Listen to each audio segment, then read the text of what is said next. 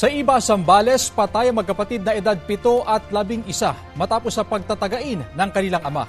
Ayon sa ina ng mga bata, natutulog silang lahat nang biglang magising ang kanyang mister. Kinuha ang itak mula sa aparador at pinagtataga ang kanilang mga anak. Sinubukan niyang awatin ang nagwawalang asawa pero pati siya ay nataga. Mismong ang mister pa raw ang nagsugod sa kanya sa ospital at doon na naaresto ang lalaki. Sugatan din ang isa pa nilang anak. Nakaburol ngayon sa kanilang bahay ang dalawang biktima. Ayon sa pulisya, negatibo sa drug test at hindi naman lasing ang lalaki. Hindi pa siya makausap kaya hindi pa matukoy ng pulis ang motibo niya sa krimen. Kapuso, alamin ang maiinit na balita. Bisitahin at mag-subscribe sa GMA Integrated News sa YouTube.